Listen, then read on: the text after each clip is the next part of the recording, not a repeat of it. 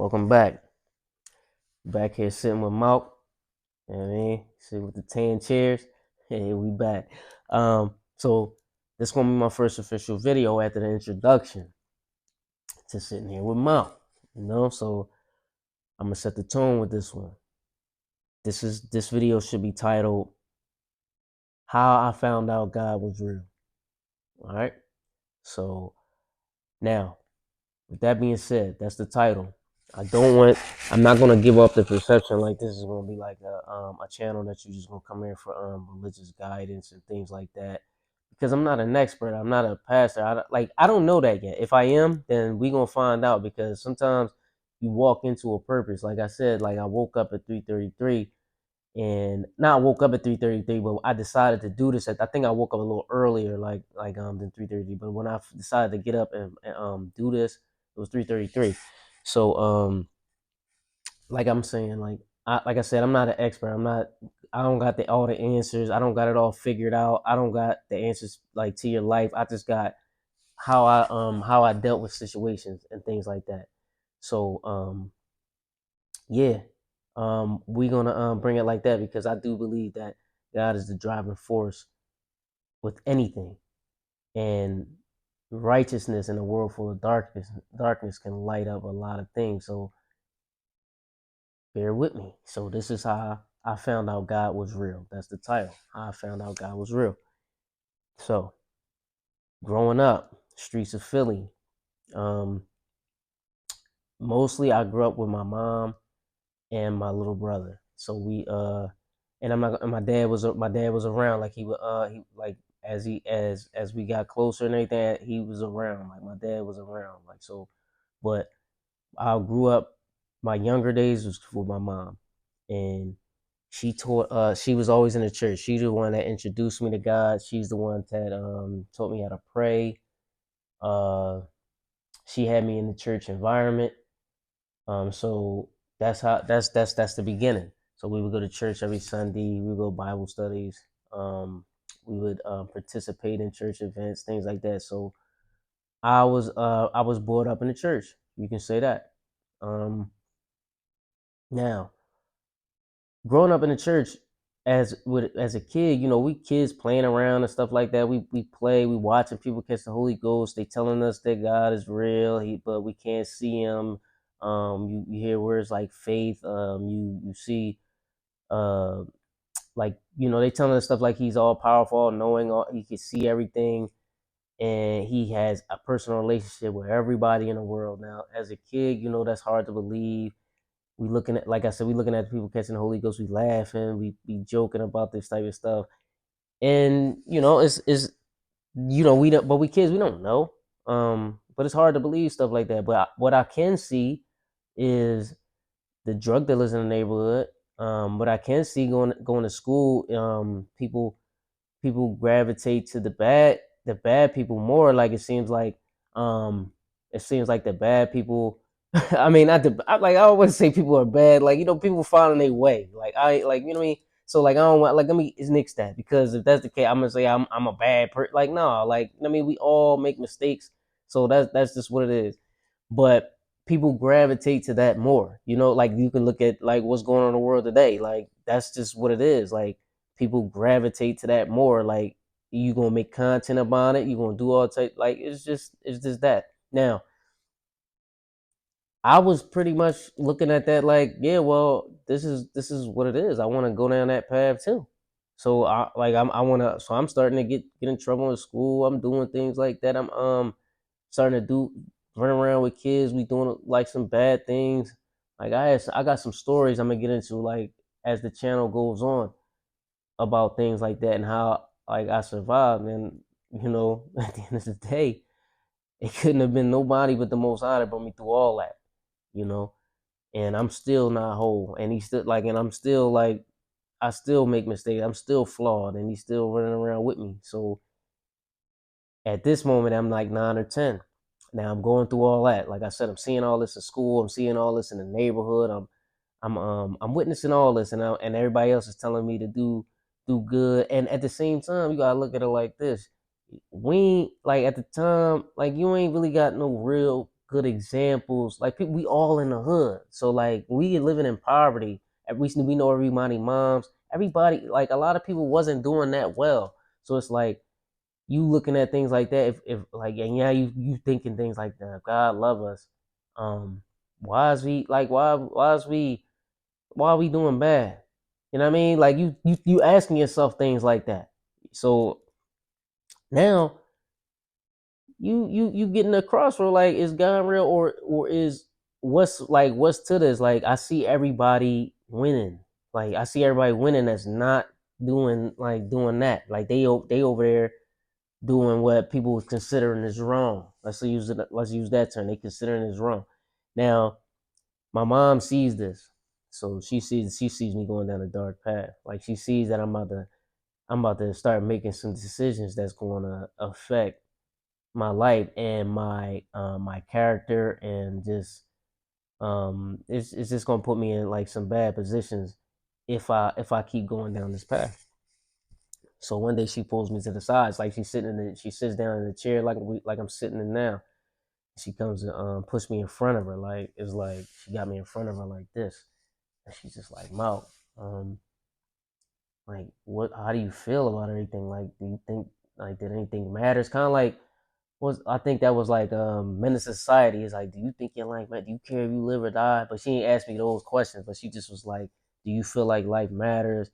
Um, do you believe in God? Do you this and this and that? Like she asked me a series of questions. Like but those are like the main. That's like the gist of it. Like so I'm just sitting there answering it like a kid. Like I don't know, um, doing things from shrugging my shoulders, and 'cause I don't really know what she want to hear from me, and I don't even really, I really ain't feel like having that conversation. She probably pulled me away from something. Like I just kind of remember how I felt, but this was a minute ago, so I can't all the way remember it, but I do. I kind of got the gist of the story because this was like profound in my life. Now after that, I'm just like I don't know, and this and that. She just like Mouth, you gotta know that God is real and He's here. He's gonna be there for you. He's gonna help you. He's gonna have your back. Da da da. I'm like, okay, all right, like And then she like, all right, well, look, this is how we're gonna prove it. I don't know what made her say this because this could have been bad. Like she said, give him 30 days. Ask him for anything. And you give him 30 days, and he's gonna deliver on that. Now, like I said, this could have been bad, like, because if it didn't happen in 30 days, like, it's just gonna be like that would have just been, it would have been bad. Like, it would have been bad. I would have just been looking like, yeah, he not real. I knew it. Like, I knew he wasn't real. Nah, right? So, what I picked, I didn't pray for. I asked him. I just asked. I said, I want some furniture. Like, I ain't say, God, if you real, I want some furniture. I just said, all right. In my head, I said, I want some furniture. I ain't tell her nothing. I want some furniture because I just something told me to just go for it. I want some furniture.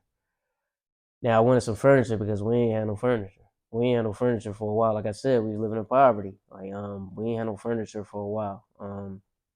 Uh, it, yeah, and so I would have friends over sometimes and just to maybe like play the game with, and we would probably have to sit on the floor. We had to stand up, and or we had these chairs. Sometimes we had these like little beach chair things, and people would sit in the beach chairs. And you know, you know how kids is. They was killing me. Like every like when it was time, like it wasn't like right at then and there. Sometimes they would let, but like most of the time when we get outside, we get around everybody. They start killing me. Like yeah, oh you ain't got no furniture. Yeah, uh, it's standing room only.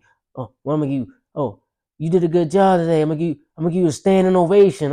Like it's just little things like that. Like yeah, so I was like, kids is just on some stuff with me. So like now, I'm like that was killing me. So I'm like, I want some furniture. So after that, time goes by. Like it was like I don't know if it was like 30 days or if it was a little before 30 days, but it was in that time frame. Now we walking down the street. This lady comes the out the house. She comes out of the house. We're walking down walking down 6th Street. We almost get to Snyder because it's South Philly, right? So we almost get to Snyder. And my grandmom lived right there. So we get past my grandma's house, and this lady comes out the house, and she says, hey, hey, like she just comes out of nowhere, like out of nowhere. Like I can't remember if it was other people outside, but she was talking to us. Like she was across the street from where we was walking, and she was just yelling like, yo, hey. So we looking, and she just was like, yeah, what's up? And then she was like, yo, I got some furniture. I'm about to get rid of some furniture, and do you want it? Like out of nowhere, cause like I'm gonna keep it over 100. Like when we walking, like even now, like I moved a few times and I bought new stuff, right? I ain't just like flag somebody down like furniture. Like I either donated it to the Goodwill or something, or I just put it out like because it was like I ain't feel like it. I'm just like trying to get out the house and I'm trying to move, and people would come get it. Like people would just like if I wake up in the morning or people would walk out seeing me put it out there, they would take it. They ain't like she just flagged us down like, do y'all want some furniture? Like you know what I mean? There's some people today is that you just asking somebody they want furniture. Sometimes they be getting offended, you know. But my mom's like looked at me. She was like, "Yeah." Like she looked at me, just looked at me, like, but she didn't know that I asked for that. And long story short, we came. She just was like, "Yeah," and she was like, "All right, well, listen, let me just clean it out real fast." I'm guessing she wanted to get the loose change and all that stuff out of there, vacuum it out for us and stuff like that.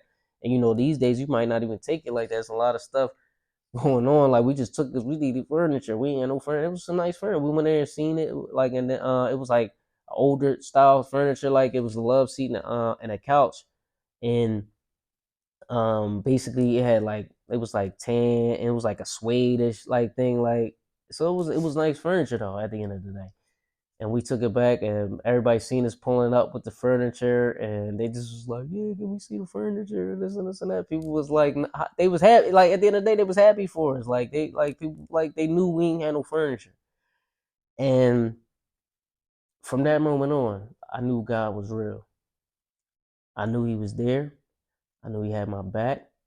And as life went on, I really knew He was there. So with that being said, I hope that that message was for somebody. Like I don't know if like anybody experienced this same situation. Like maybe somebody told them like you gotta like you let God prove to you that He's real, stuff like that.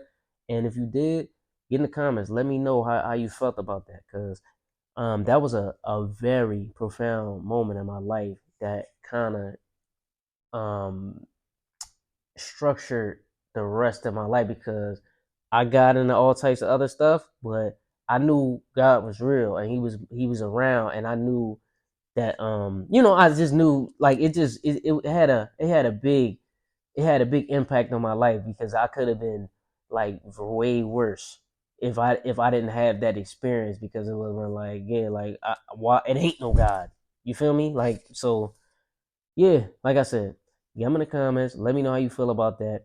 And I'll see you on the next episode of Sitting Here with Malc. All right? You with me?